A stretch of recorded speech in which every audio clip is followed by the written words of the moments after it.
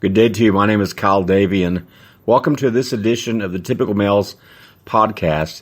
Today's ditty is called Unsound Reasoning. You know, every time the roundup occurs, this town opens its doors to the world, and boy, do they come from every corner of the globe. I always get to meet someone I find fascinating on many different levels.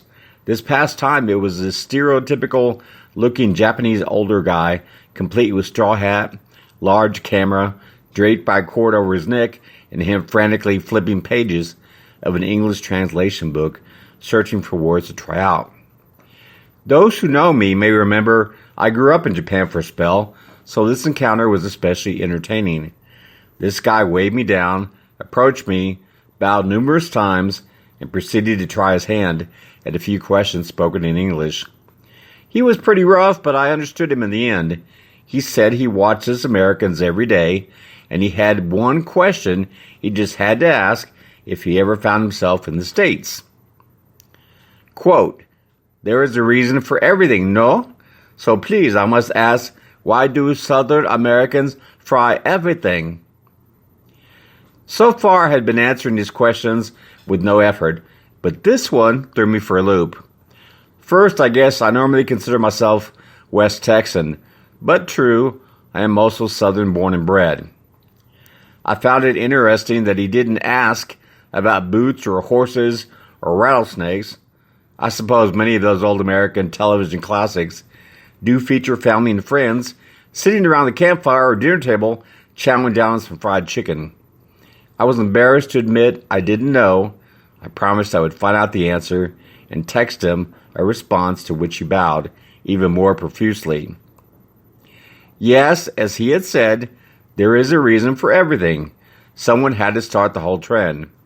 Turns out, preserving food was a big thing in the old days. Salting and frying meats and vegetables were lessons our ancestors acquired from the Native Americans, who already had discovered ways to adapt to their situations. They changed to survive, while in the process, unknowingly transformed the Southern diet with the ingredients they had around them. But the current method of deep frying was not invented until the 1800s. Yet early documents state that the practice began in Europe first. Go back even further, in fact, to the 5th millennium BC with the Egyptians, who were serving up their version of fried cakes. Sort of makes you wonder if they also invented the donut hole. And now back to ancient Mesopotamia in the time before Tupperware, Julia Childs, and air fryers. They were the ones, say history books, that invented the frying pan. Besides that, guess what, to my Japanese friend? You've heard of tempura? It was being done in Japan in the 16th century. Tempura is seafood, vegetables, and meat that had been lightly dusted and seasoned and deep fried to a delicate crispy crust. This cuisine was unveiled by the Portuguese living in Nagasaki during that time.